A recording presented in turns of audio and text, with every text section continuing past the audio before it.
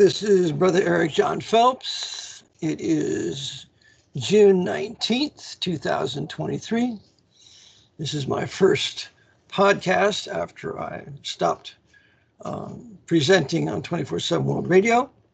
I still have the 24/7 World Radio. I'm presently looking for a new host. So in the meantime, I will be doing podcasts with different individuals. And my first individual, which is, I must confess, one of my very favorites, is Brother George Widger. So Brother George, welcome to 24/7 World Radio with Brother Eric John Phelps, and we will start our podcast today. And you're just going to be free to talk about topics that you want to talk about, and I'll merely comment. So George, welcome to the broadcast. Okay, well, thank you, Brother Eric. It's always a pleasure to be on with you. You know, I was caught off a little bit off guard. I just thought we were just simply doing a test today, but I do have some material prepared. Okay, well, I'll have just a short podcast, whatever you're comfortable with, and then we're going to be good for there. Then I'm going to get all mad at you and pout. No, when we're done, when you're comfortable with what you have to say, then we'll be finished. It's going to be our first podcast together anyway, so go ahead. Okay, couple of things. Today, as I mentioned earlier, maybe not on air, is June the 19th, 2023. So it's 2 years ago, the Emperor of the United States, Joe Biden, was it an executive order of law or something?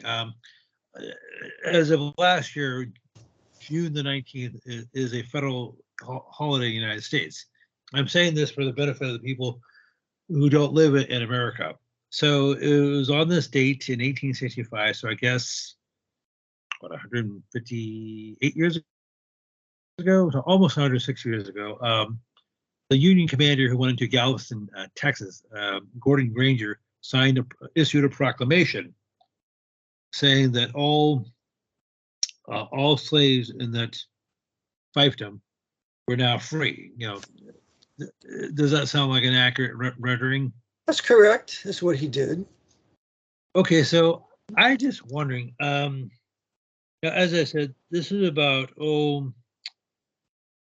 70 years before FDR, or before FDR became, about 70 years before FDR became president.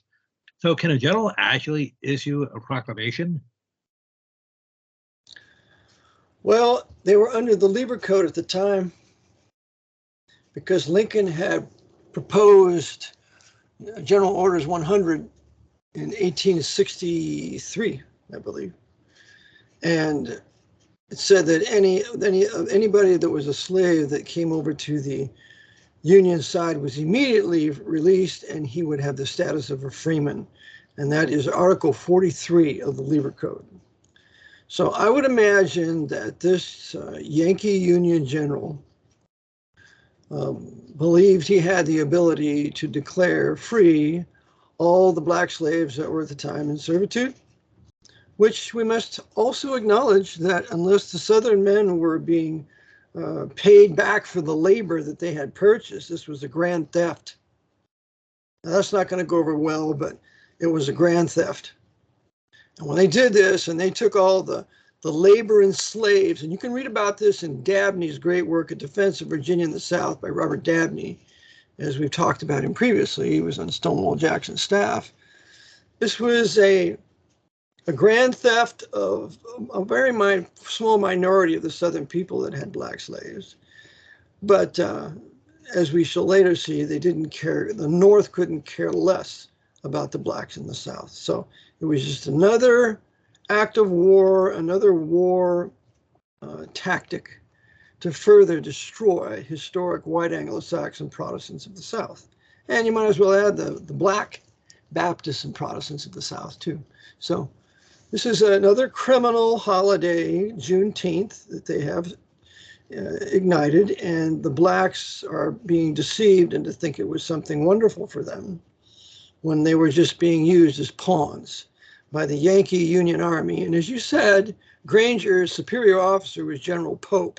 Well, Jackson, the great General Jackson, had completely defeated Pope.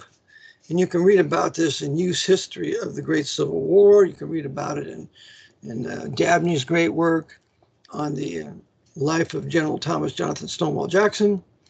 So in context, it sounds like it's wonderful, the slaves are free, but that was not the intention of the Freemasons who were overseeing this. As you said, Pope was a Freemason. Granger might have been one too. I have to check my list.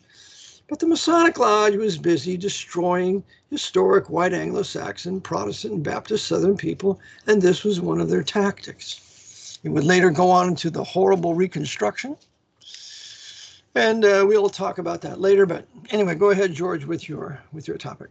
Well, if I could just say on this, going back to the colonial time before America actually became a country, there was a long-standing tradition among blacks that if they served in the army or the military, usually the army, one of the rewards was is they got their freedom. This goes back to at least the French and Indian War / the 7 Years' War. So that could have, I realize that's a different topic, but if you go back, the Revolutionary War, War of 1812, the American-Mexican War, that was a long-standing practice for if slaves served in the army, whatever the army was, the American army, they could get their freedom. Now, does that sound like I realize that's a different topic altogether, but as a matter of fact, George Washington, I'm not sure, I forgot the number, but he freed a number of his slaves who had actually served under him. I've never read that, but if you can give me a source, I would appreciate that. I know he freed his personal slave servant. Slave carries a connotation that you're whipping him and you're beating him and you're cruel to him. That's not Southern slavery. That's not what they were like to the blacks. They treated them as family members. I know a Radcliffe family out of Virginia. She told me that they used to take them into their houses when they were sick. So they were servants, right? And generally, the white Anglo-Saxon Protestants treated the black servants well. That's why the black servants became Baptists. They wanted to have the religion of their masters. If the masters were so cruel to them, why would they want to go to the Baptist church and have their own churches? And by the way, they also had preachers that could read. So, no, it was all the blacks may have been freed in those early wars, but they had no civil status. They were not citizens. They were not citizens of the state, nor of the United States. And that's very clear in the Dred Scott decision of 1857. So they may be free, but they had no status. Okay, go ahead, George. Okay, so well, I just wanted to clarify something because there's this common perception or misperception is that the blacks who are here in the Americas, but specifically the American colonies and later the United States, were just constantly being beat down. If they weren't picking cotton, they're being whipped or raped. Yeah, that's all nonsense. That's all Black Nation of Islam, socialist, communist, anti-white propaganda to incite the blacks to hate all whites in general, to commit crimes against us every day, is what they do now, to end up in martial law.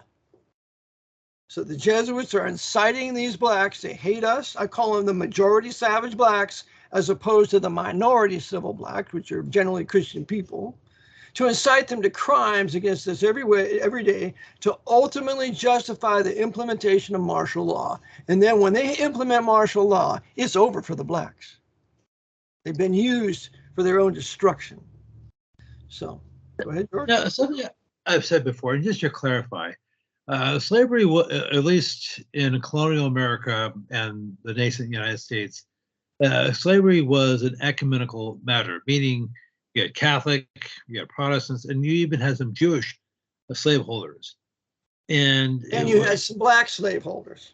Well, yeah, I was going to address that in just a moment. Okay. Now, according to Tom Burnham's 1975 book, it was possible for blacks to own whites, but the last jurisdiction to put the kibosh on that was the Virginia colony in 1690. And so slavery was a very I mean, it was a nuanced issue. It wasn't clear cut. How people were treated, varied tremendously. Who the owners were, what the religious background of the owners were, and I don't know the percentages of numbers, but as I said, you did have some Jewish slaveholders. That's true. And Farrakhan of the savage black Nation of Islam that hates all white people because we're nothing but a bunch of blonde-haired, blue-eyed white devils. That's the propaganda that he puts out, is the Jews that were behind the slave trade. It's all the Jews, and he'll never mention one word about the Jesuits or the papacy, because he's got to incite all these blacks to hate the Jews, just like the Jesuits are using the Ku Klux Klan, the Second Klan, to hate the Jews. And that's why the Klan and the Nation of Islam work together, as the brave Malcolm X exposed. So that's right. They're just, Farrakhan's just using those poor token blacks to incite them to crime, to justify martial law. And he admitted one time to an associate of mine, his purpose was to incite a civil war. And so that's what all this rhetoric's about. Hate the white man, hate them all, don't ever give us any credit for anything. And so that's the communist Jesuit. Whenever you hear the word communist, always think Jesuit. This is the Jesuit communist ideology to justify martial law, and then that's when the camps will be open. Go ahead, George.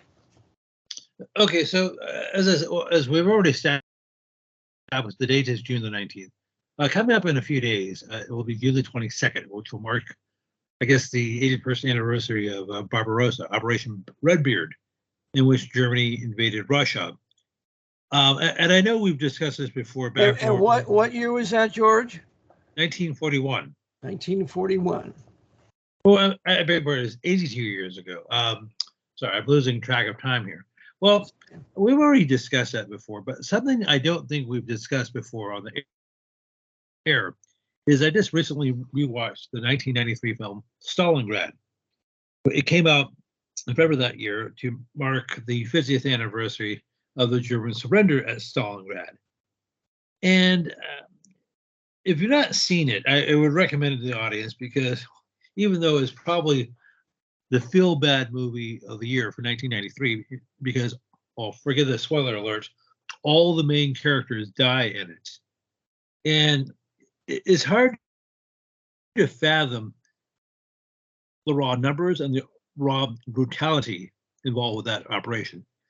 Now, it deals with the German Sixth Army, which had about 250,000 men, and something like 98% of them were killed. Okay, if you have a casualty rate of 10% in any other conflict, that's considered massive.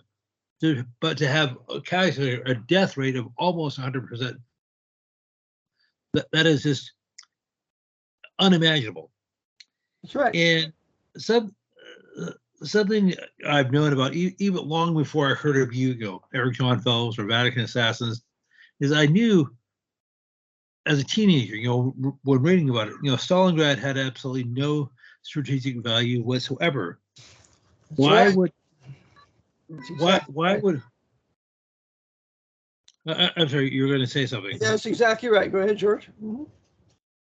So, as I said, maybe about 5,000 out of the 250,000 members who participated survived. So, as I said, you're talking like 98%. Roughly 100,000 survived the actual battle, so about 40%. Half of them survived the 3,000-mile trek to gulags in Siberia. And of that 50,000, roughly 5,000 returned as late as the year 1956, more than a decade after, 13 years after the battle. So, and as I said, I wish I can come up with more or better adjectives, but it's just, these numbers are just completely unthinkable. That's right. And I want to help the listener here.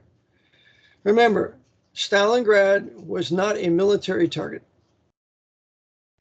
Number two, as I've proven in my book, Vatican Assassins, Hitler and Stalin worked together. The liaison between Hitler and Stalin was Martin Bormann. And you can read about this in the book titled Hitler's Traitor. And so they worked together, subject to the Jesuits, because Hitler was subject to his Jesuit advisors, just like Stalin was. And so they worked together to facilitate a huge mass sacrifice of German Prussian Lutherans, primarily in that army, in the 6th Army, and also the extermination of the Russian Orthodox men in the communist Russian army, USSR army, that went to Stalingrad. So it was a no holes barred, no surrender, mutual annihilation of Orthodox Russian manhood and German Lutheran manhood. That's what Stalingrad was about, and it was a great victory for the Jesuits in their counter-reformation, in their attempt in their military activities to reduce all nations to the political power of the Pope, which is called the temporal power. That's the only way we can understand Stalingrad. Apart from that, it makes no sense whatsoever. Go ahead, George. Well, I really didn't have anything to add, but you know, it was a fictionalized account, but it has some the movie Stalingrad. But you have one of the major characters whose his name is in German Leutung Hans Wittmann, and you get the impression he's from an old Prussian stock, you know, a long line of soldiers, because one of his superior officers says, "Oh yes, I went to the academy with your uncle," and I get the impression that he's trying to be a 19th century Prussian soldier in the 20th century. And I realize that's off topic, but he gives the impression, hey, we have rules and regulations. You know, we have the Geneva Convention in terms of which deals with how you deal with prisoners of war, and you have the Hague Convention, which deals with non-combatants. But all those are thrown out the window, and so it starts out the movie as like being trying to be a fine, upstanding Prussian officer, but he just ends up becoming a savage, and is basically it degenerates into every man for himself. Now, I realize that's off topic, but Well, would you care to respond to you that? have to have the Hollywood twist there, and you always got to demonize the Germans, especially the Protestants. You got to demonize the Lutheran Prussians, because after all, they were the greatest people in continental Europe. They produced the highest civilization in all of Europe. They were the great scientists, the inventors, the greatest military men, with von Moltke and Bismarck and others. So you have to demonize the white German Protestants, and that's what the Jesuits do in Hollywood, because they run Hollywood. And so they always follow the design of the Counter-Reformation, demonize all the white men of Germany, particularly the Lutherans, and demonize all the white men of the South, particularly the Protestants. That's their reoccurring theme in any movie that they make in Hollywood. Go ahead. Well, okay, and so you said, you know, they had to demonize the Germans because, you know, I'm not sure how many films and TV shows there have been about Germany, but you get the impression, or I got the impression, is that the only dictator ever was Adolf Hitler. The only totalitarian government that ever existed was Nazi Germany. That's right. And I had a student recently. He was a German, and he moved to America, and he told me, he said, I'm very concerned for the future of Germany. He said, Germany, as far as I can see, has no hope. He said, as soon as the children are sent to school, they're taught to hate themselves, and they're responsible for the Holocaust, and that they owe not only the Jews, but other nations. And so they constantly, ceaselessly beat down the German people that were the greatest enemies of the Jesuits on the continent. Because remember, the Germans, with Bismarck and Wilhelm I and the Reichstag, expelled the Jesuits from Germany in 1872. And they remained expelled from Germany until 1917, when that traitor, Kaiser Wilhelm II, allowed the Jesuits to re-enter Germany in 1917, shortly before the end of World War I. So the Jesuits had payback for the German people, because the Catholics of Bavaria, they didn't want the Germans either. They didn't want the Jesuits either, pardon me. And so we're going to pay back Bavaria. We're going to bomb Munich. We're going to pay back, of course, Protestant Germany. We're going to bomb Hamburg and Lübeck and all the other large Protestant cities. We're going to destroy Dresden, a Protestant city. And so it was payback against Germany, which would be World War II, for the suppression of the Jesuits for what? 1872, 1892, 2002, for nearly 50 years. So that fact always has to be in the forefront of your mind when you are studying what's happening to Germany in World War II, which is the second half of the Second 30 Years' War from 1914 to 1945. Well, brother, if I could just mention something else. Sure. This may sound tangential, but something we've discussed before, something called population replacement rates, PRR. These are the number of children that a couple need to have in order to take their spot. Now, now this is an abstract. The number is 2.1. Since I realize it's difficult to have a fraction of a child, a couple should shoot for a minimum of 3 offspring. However, so in other words, if you have 100 couples, they should be having at least 210 children, at least.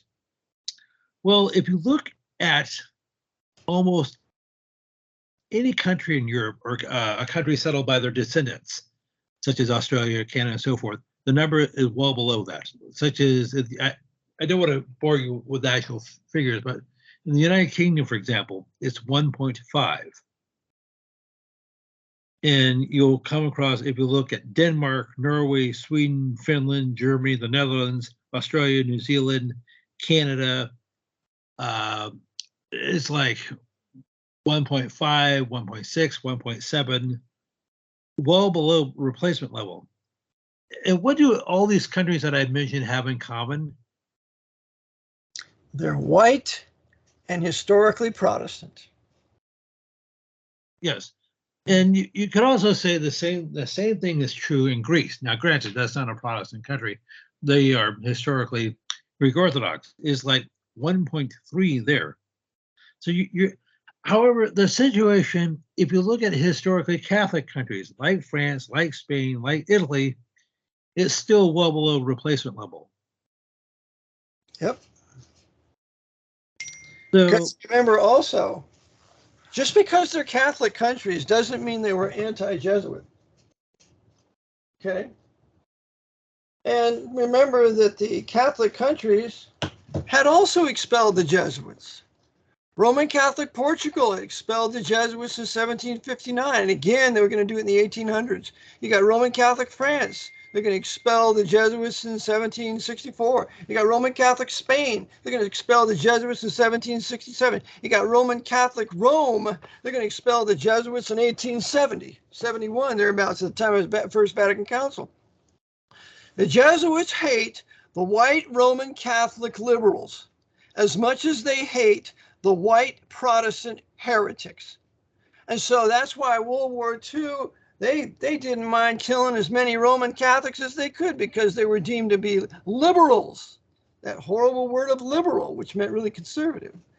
And so then their attack continues upon the whites of both races or both religions in the form of the medical inquisition, the forced vaccinations. They're not vaccinating all the black nations of Africa. And they're not vaccinating all the Asian nations. They're vaccinating the white nations that are historic Protestant and Baptist, and to a certain degree Roman Catholic, because these white nations have been the greatest enemies of the Jesuit order in their history, and they must be neutralized. Go ahead, George. okay, so we've had a situation going on for a long time, decades, where basically European countries or people or countries settled by their descendants, like America, they're not having enough children.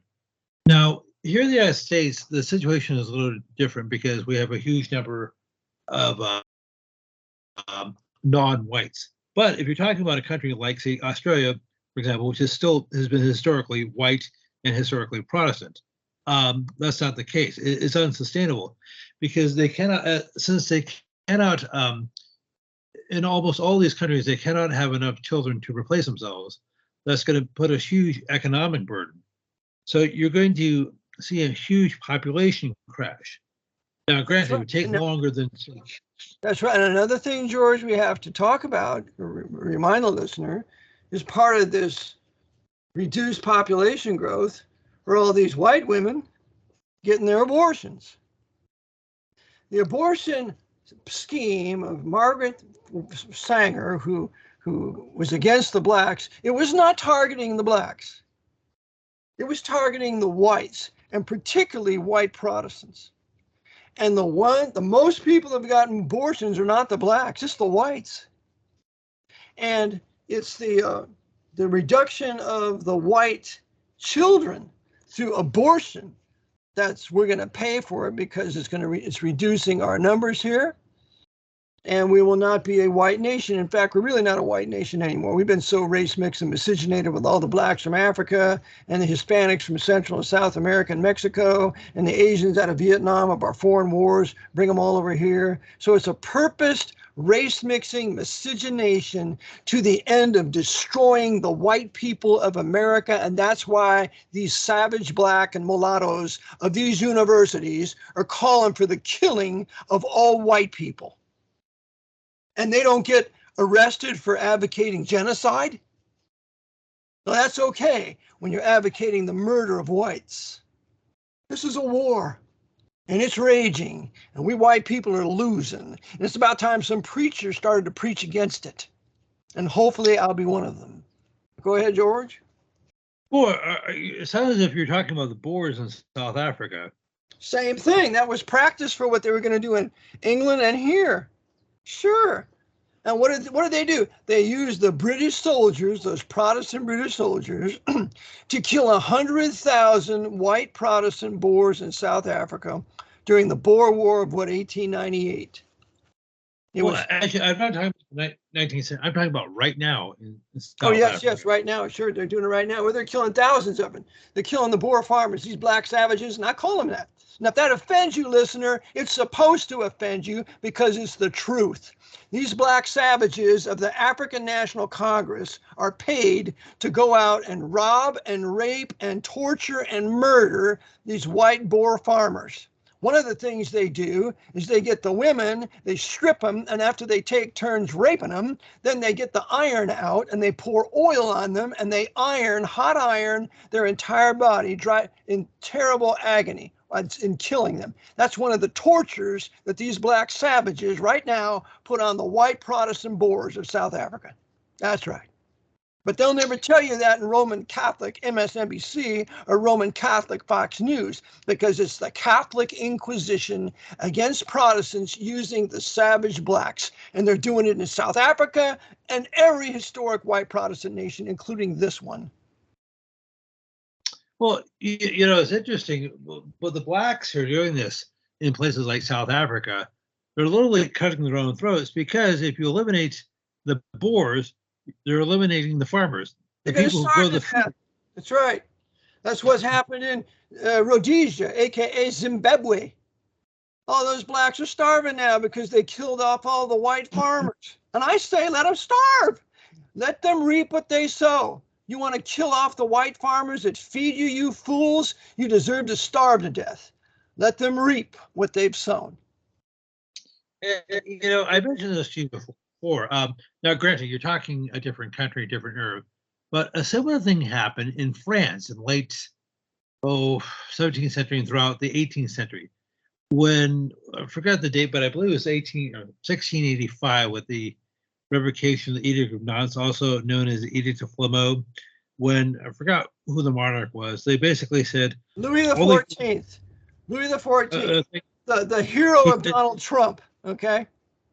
okay, so he basically said all the Huguenots, i.e., the French Protestants, either had to convert or get out of Dodge. So interestingly enough, a huge number of them ended up in what is now South Africa. So by doing that, it was essentially Louis XIV essentially did what the blacks did to the Boers. They cut their own throats. They cut their own economic growth because the Huguenots, even though they only made up like 10% of the population, they generated almost all the wealth. They were That's right. That's they, exactly right. That's right. They were the great merchants. They were the greatest silversmiths. They have wonderful silver settings. They went to England after they were driven out of France. They were the most erudite population and educated population in France. They circulated their French Bible. They were a wonderful boon to the nation of France. But the Jesuit controlled Louis XIV, who was advised by the Jesuit Lachaise, called for their extermination or driving them out of France. So 500,000 of them were killed and 500,000 were driven out of France. That's a revocation of the Edict of Nantes in 1685. And many of those French came and settled here, not far from me here in Pennsylvania. They were Huguenots. now, in all fairness, I don't mean to paint with the broad brush. You did have a disparate movement in France around this time called the Gallicans. They were Catholics. They recognized the Pope as their spiritual leader, but they said, you know what? Maybe it's not a good idea to murder and torture people who we happen to disagree with. Maybe we should just live and let live. But see, the thing is, the Jesuits hated them just That's as right. much. That's right. The Gallicans did not believe in the temporal power of the Pope, meaning that they did not believe that the Pope had the right to govern all the governments of all the nations. The Gallicans didn't believe that. And so the Jesuits hated them, and they got a bull issued against them. So they couldn't exist anymore because they advocated against the temporal power, which is utterly forbidden by the Jesuit order. So you're right. Okay, so you had to have the Jesuits by the end of the 17th century were aiming for religious uniformity in France. They wouldn't tolerate dissenting or liberal Catholics. They wouldn't tolerate the Huguenots or, God forbid, Jews. However, they're basically, I guess, they are channeling the spirit of the Joker. And when I'm talking about the old TV, well, the nemesis of Batman. Basically, one of the lines that the Joker rendered one of the Batman movies is, sometimes I just like to see things burn. And I'm saying that because the Jesuits said, well, they basically wanted to see France burn. That's right, because France had expelled the Jesuits some 8 times out of their country. I mean, there's some great literature written on this in a sense, like the Count of Monte Cristo. The Count of Monte Cristo is a Jesuit general, the Count of the Mount of Christ. And so Alexander Dumas puts him forth as a very unique man. He has an intelligence community that is second to none. And he's going to take vengeance on everybody that suppressed him. I mean, it's really the history of what was done to the Jesuit order and how they got vengeance against France. So they hate the French. Remember, the Jesuits were founded in France, in Paris. And so they're not going to lose the nation that they were founded in. And so they're going to do whatever they have to do. And so that's why they set up the Vichy government of the Nazis in southern France to go out and kill all the French men who were true patriots and nationalists of France. Okay, and Klaus Barbie, the savage Roman Catholic Bavarian German, was the one who oversaw the murdering of the resistance in France in Vichy. Jesuits killing off French nationalistic manhood. Yep. And George? And something we've discussed before. Sorry for the noise. But of course, what we commonly call World War II it did the terror just didn't end there. They had to kill some more Frenchmen. So that was one of the purposes of the French Indochinese War and the Algerian War. And one of the figures who oversaw that was the great, or they like to say, the great Charles de Gaulle. Jesuit from the very beginning. De Gaulle was an absolute traitor to his own French people. That's exactly right. Mm-hmm. And remember that it's Napoleon III of the 1850s that gets France involved in Vietnam. And they're going to stay there in Nam when the Jesuits are creating their French Empire to further their counter-reformation. And then they're going to give that whole thing over to the Americans in 1954 with the loss of Dien Bien Phu. And so the American military run by the Pope will take over where the French military run by the Pope left off. And so all the things they brought into Vietnam, the destruction of the nationalistic, patriotic Vietnamese manhood. You got to paint them with the brush of communism, with Ho Chi Minh, to then justify their annihilation and brainwash the white people of this country to go kill the Vietnamese, which was all sin, all a papal crusade. Awful. Go ahead, George. Well, then of course, so America picked up the torch in 1954. And the United States would be there for about another 20 years or so. And now remember this, George. Remember this, George, if I can just interrupt. Larry Fletcher Prouty, in his book JFK, says that Vietnam was America's 30 years war. It started in 1945 and actually in 45 and ended in 1975. So he said it was America's 30 years war, and all the weapons that the Americans were going to use for the invasion of Japan before it was canceled, all those weapons to completely fit out a 500,000 man army were given to Ho Chi Minh. This government, this military government in Washington, gave all those weapons to Ho Chi Minh so they could be used against American servicemen until 1975. And that's why this military government run by the Pope is giving $85 billion worth of American hardware to the Taliban so it can turn it over to the Red Chinese to use it against us. This is exactly why this military government is giving hundreds of millions of dollars to Ukraine, to Zelensky, that Masonic Jew working for the Pope. Give it to him so when the Russians finally win Ukraine, they're going to take all those armaments and all those weapons and they're going to use them against us in our Sino-Soviet Muslim invasion. What this administration is doing, whether it's Republican or Democrat, all working for the Pope, is arming our enemies against us, just as they did in the 1900s.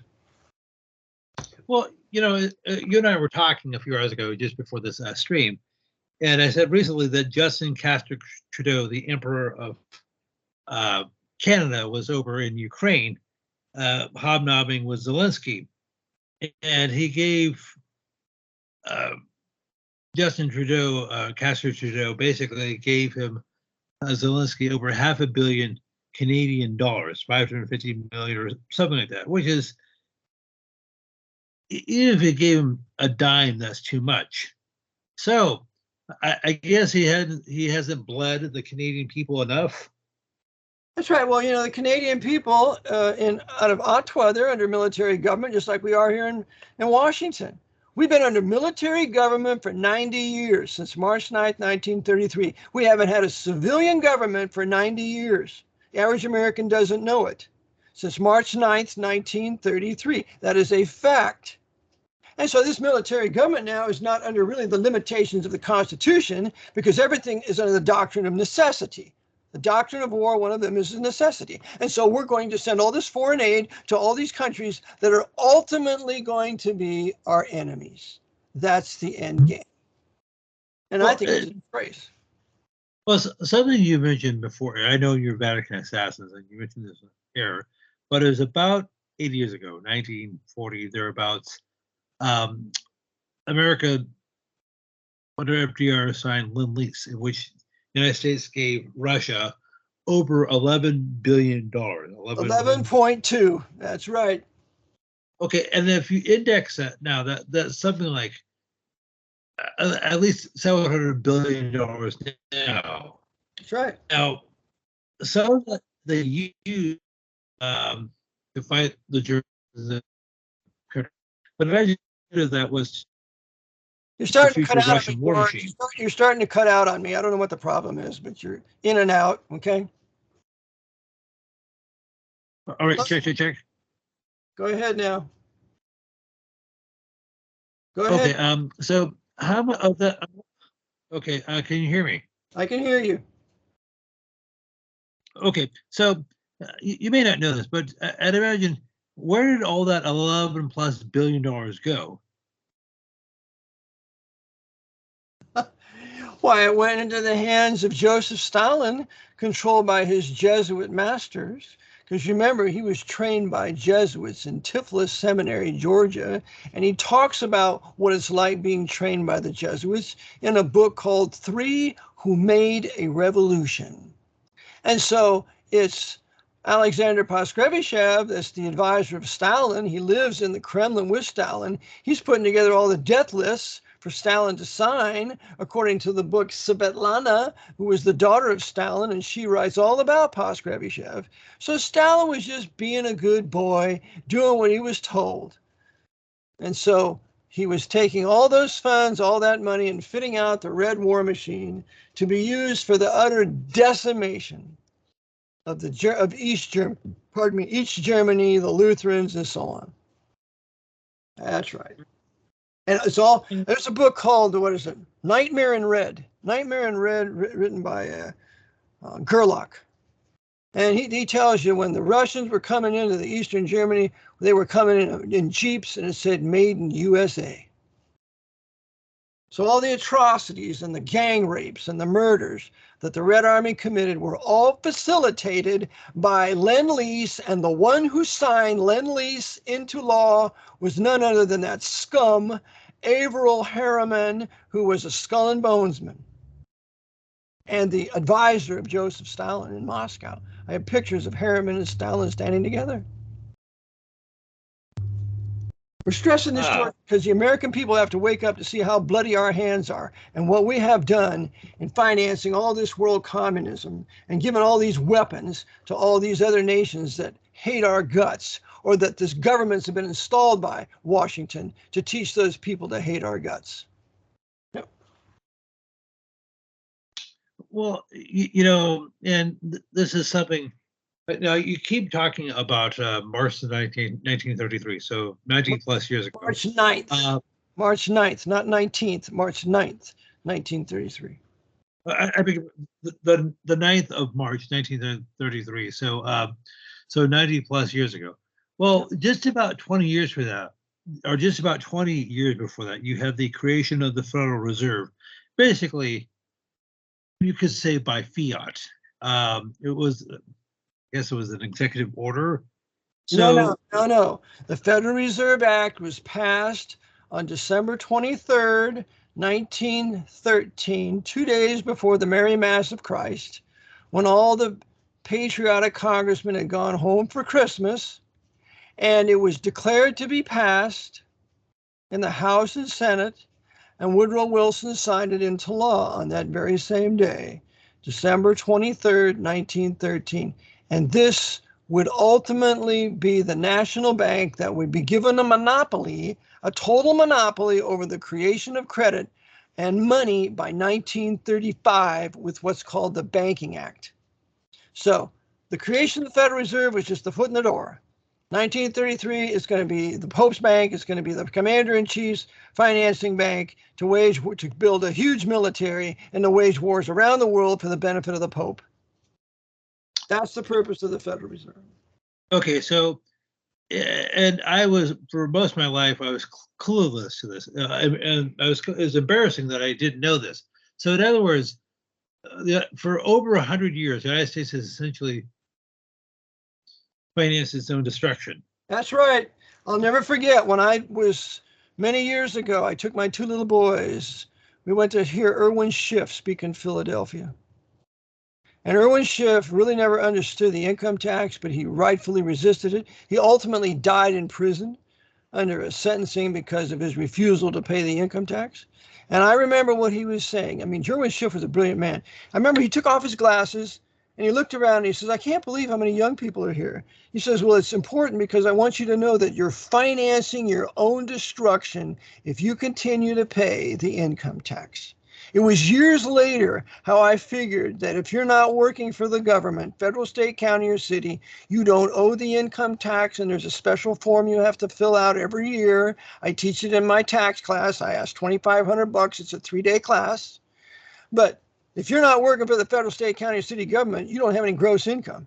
And I prove it in my class. And Erwin Schiff did not know that. But he said, if you continue to do this, you will be financing your own destruction. Right, George. So if I could just park on that for a moment, and just to reiterate, or just to cooperate his comments on Mr. Schiff's comments, is that we've been basically for over a century, the United States has been basically financing our own problems and our own enemies. Whether you're talking the Bolshevik Revolution, the Nazis, Al Qaeda, ISIS, the Chinese, the 1949 revolution, putting Mao in power. Edmund Paris, in his great work, Secret History of the Jesuits, tells you that Francis Cardinal Spellman oversaw the putting of Mao Zedong in power. And there's a certain gentleman who has a commentary, and he proved that Mao was a priest.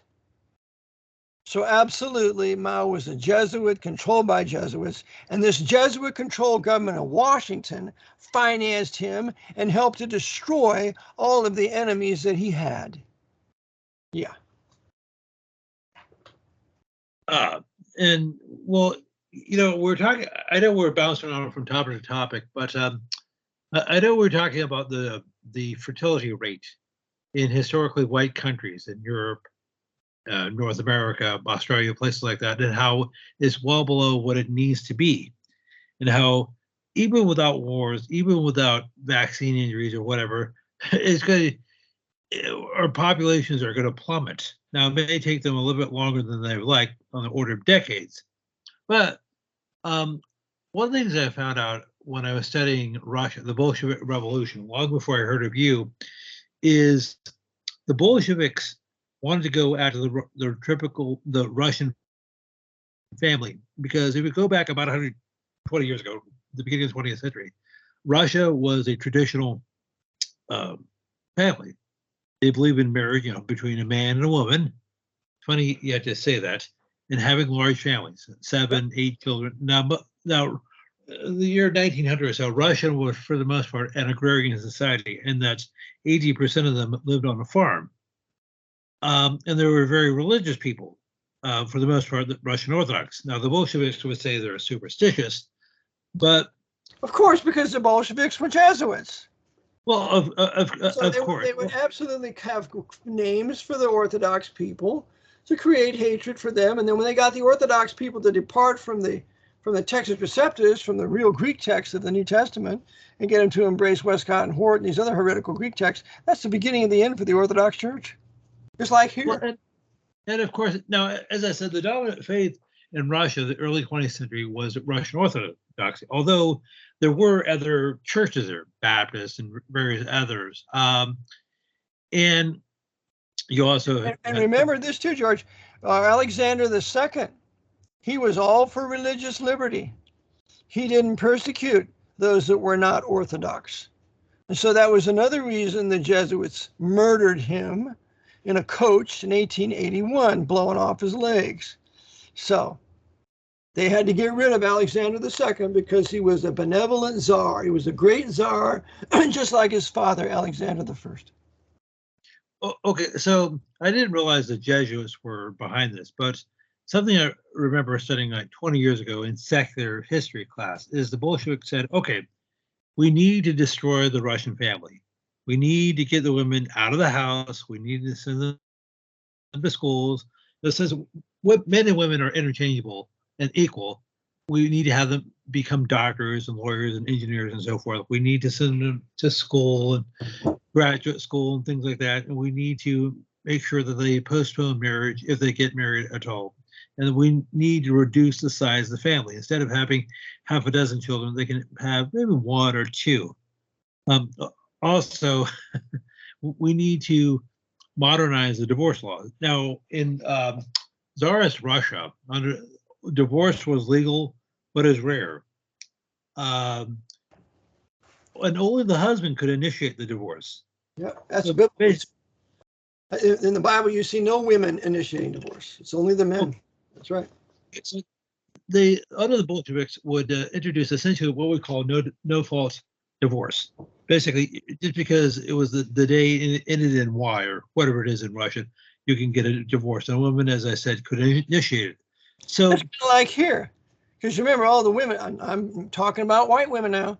All the divorces, 70% of them are initiated by the white women. Mm-hmm. So they're real liberalist, feminist, communists. They don't want families. They don't want children. They don't want to be submissive. They don't want to do what they're told. I have to laugh. I talked to my brother one time. I said, "You interested in anybody?" He said, "No, not really." He says, "These white women, they don't want to do what they're told." He said, I'm more leaning towards Latin women. At least they tell you they do what you tell them to do." And he's right. And not that I'm for race mixing, but the Latin women are generally obedient to their husbands. But go ahead.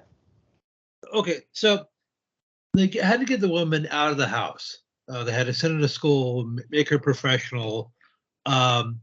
They also legalized abortion. Russia was one of the first countries to actually do that. They legalized contraception, whatever they had at the time. And so basically, they said, well, they basically perceive children as a liability. You want to have as few of those as possible. So,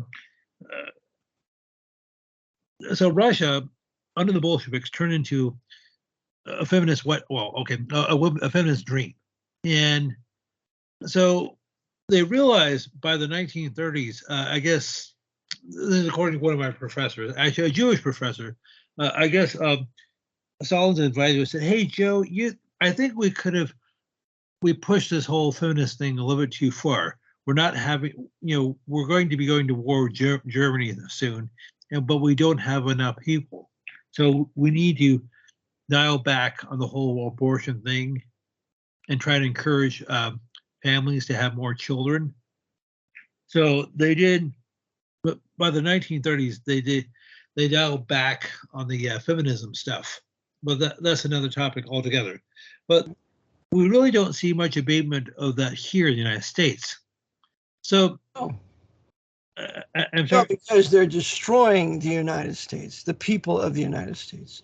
And the people of the United States, the white people in particular, deserve it because they have departed from the Reformation Bible. They've departed from our Reformation, Protestant, and Baptist history. They don't want to have anything to do with God or our history. So, he's not going to have anything to do with us. And he's given us over to the Pope and the Jesuits and Satan for our destruction. And it's only going to get reversed when there's a true great awakening, a true repentance towards God and faith towards Christ, Acts chapter 20, where there's salvation, where individuals are saved, and then to do the right thing and resist the papacy and the Jesuits and their secret societies. Because you can be saved all day long, and unless you resist these evil people in control of the political engines of this country, they're going to still win. So we need to resist them, but in the power of the Spirit of God, because the devil energizes them. And if we're not energized by the Spirit of God, we're not going to have any success. Go ahead. Well, and of course, I'm not sure if the cycle is reversible. I mentioned these statistics to you before, but going back to 2020, 3 years ago, something like half of all small businesses were destroyed because of the policies. Small businesses in the U.S. Now, isn't that interesting? Half of the small businesses, what did those small businesses constitute? They constituted a portion of the middle class. So when you destroy the small businesses, like the independent businesses of America, when you destroy the independent small businesses, you're destroying the middle class.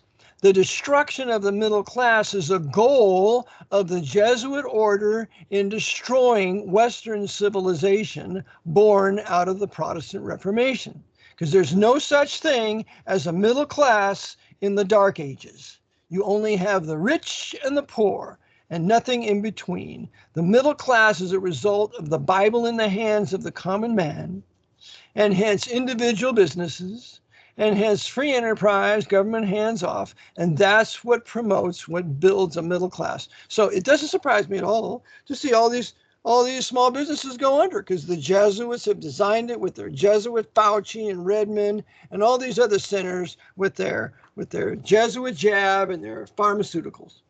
Well, you mentioned Robert Redfield, who was the CDC director under Donald Trump. Now, as I said before, the Catholic Disease Centers for Disease Control in Atlanta, Georgia, was founded in 1946 by Joseph Mountain, who lived. What's his name again, George? Joseph what? Mountain. Moutin. I think it's Motin in French. He got his undergrad degree and medical degrees from Marquette University in Milwaukee, Wisconsin. And what's Marquette University? Jesuit. So the first head of the CDCs is a Jesuit temporal coadjutor. That should mean all sorts of things to American people if you want to know who's destroying your country and your people. So here we have the CDCs controlled by the Jesuits, and I'll show you something else. I just found out in some of my researches here that it's the CDC and what the NIH, I believe, the Fauci is a part of, where all the birth certificates are stored. Well, and the birth certificates are all serving as collateral to create credit to finance the war machine with the Federal Reserve. So the Jesuits in control of those things facilitate the creation of credit for the war machine and to build communism. Okay, so Redfield ran the CDC under Donald Trump. Now, when Donald Trump, he's a great white hope. Donald Trump is the one we're supposed to all flock to. Is that not right, George? I mean, he's the guy that's going to save the day, right? Okay, so anyhow, I'm gonna have one more thing. He modeled his 66th floor at Trump Tower with $100 million in gold, and he modeled it after Versailles, that was built by Louis XIV and Colbert, the Knight of Malta there that oversaw him, and so that the Louis XIV imposed an Edict of Nantes to kill out the French Protestants, and Trump loves the guy. He loves Louis XIV, the Sun King. The Beatles sang about him, Sun King. Anyhow, getting back to the CDC. So when Joe Biden took over back in January 2021, he named Rochelle Walensky to be the head of the CDC. She's like Eastern Star. We'll name a Jewish to be head of the CDC, right? Yes. So we blame the Jews. Yeah. Well, okay. I'm not sure. Well, there seems to be a theme here. But Rochelle Walensky is resigned, and she's being replaced by Mandy Cohen. Oh, another Jewish. Okay, so we can continue to blame the Jews, just like we'll put a Jewish at the head of the Secretary of Treasury, which is named Janet Yellen. It's the Jews. The Jews are doing it to us. The Jesuits are putting these Jews in these high places so that they can be blamed when the new right comes to power and all be rounded up and sent to the camps. That's why they do it. Well, okay. Well, maybe they need competent leadership. Yeah, maybe they need someone to tell them the truth, and their Jewish leaders are not going to tell them. The only Jewish leader that tried to tell them the truth was what was his name? Rabbi Meir Kahane. He told the Jews of New York, "You better get out of here because you're all going to go to camps." For that, he was assassinated. Because the Jesuits want to round up all these Jews in this country and send them to their concentration camps. And they don't want anybody stifling that. So we got to give the American people that don't read the Bible, we got to give them plenty of reason to think it's the Jews behind all this.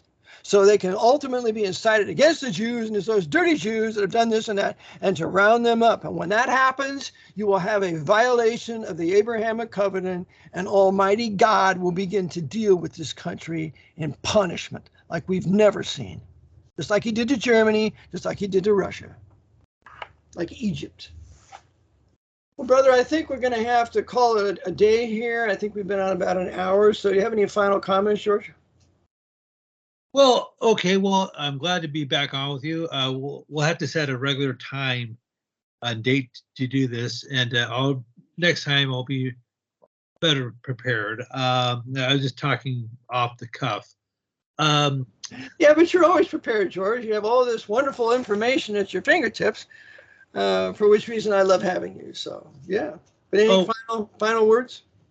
Well, if people have any questions, comments, concerns, critiques, as I used to say in the other format, please drop me a line at George Widger 1969@gmail.com. That's GEORWID 1969 at gmail.com. And if they didn't get that, they can get it from you.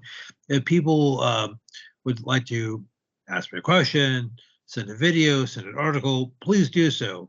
And please let me know a little bit about yourself, such as where you're from, and particularly if you're emailing from outside the United States, because it seems I've come across an inordinate number of people from places like Australia, like at least 3 or 4. Very good. All right, well, Brother George, thanks for being with us. Thanks for being with me. And if anybody wants to donate to this ministry, I'm going to keep giving it until we have a new host for 24/7 World Radio. And you can send your gift to RBT, P.O. Box 306, Newmanstown, Pennsylvania, 17073. So, George. Yeah. Oh, just one other thing. Do you think when you start doing this again, you could do your, I guess, a variation of your old intro? I'm working on that. I don't know quite how to do that yet. So I'm going to have somebody show me how to put some introductory music to this, and then we'll go ahead and do it. So. Well, I mean, you could update, some of the language a little bit, such as, I guess, make a reference to the current black pope is Arturo Sosa. Yeah, well, we can update it as we want to. Okay. Anybody has questions, send them to us, but we intend to be very thorough, and everybody's going to know the black pope was Arturo Sosa. I mean, I don't say the previous black pope, Colvinfoot. I don't talk about him, but it's in my book. But Arturo Sosa or Adolfo Nicholas, I don't talk about him in my introduction, but I do talk about Adolfo Nicholas. I talk about Sosa also in the introduction. So I'll put the introduction up there. I'll probably start reading my introduction without music before it, and then we'll go ahead and start with our broadcast. Yeah. Oh, and just one last thing. Speaking of Arturo Sosa, you remember did you ever see the 1983 film Scarface with Al Pacino? I never did see it. I know it was a famous movie. I've seen portions of it, but I never watched the whole thing. Well, you're not missing. I really don't like. Okay, you're not missing. Yeah, he's a very arrogant Italian Catholic, and I really don't like him. I don't like his personality. He's as bad as Robert De Niro, that other Italian Catholic. But go ahead. Well, his nemesis in the film was named Sosa. Oh, really? Sosa. So he's Sosa in the film was a South American drug lord, not to be confused with Arturo Sosa. What's interesting that Arturo Sosa was out of Basque land in Spain. It was Basque, like Loyola. Yeah. All right. Hey, well, it's good to have you on, George, and Lord bless. And we'll do another podcast shortly. And we'll just have these probably 2 or 3. Well, you and I will probably do 2 podcasts a week, something like that. Okay. So roughly what time Eastern would you like to do? So it could be, I like to have at least 24 hours notice so I can be prepared. Well, let's do like 2 o'clock. So we can do another one Wednesday, but then I have a class Thursday, Friday, Saturday. So we'll do one Wednesday, and then we'll take it up the following week then. Okay? 2 o'clock. All right. So we'll go from 2 until 3. 2 to 3. That's right. Okay. All right. Well, take care, brother. All right. Lord bless, George. Good to have you. Okay, dear listener, Okay. thank you for tuning in to this podcast with Brother George Widger and myself. This is my first one since I've been off for the last 3.5 months.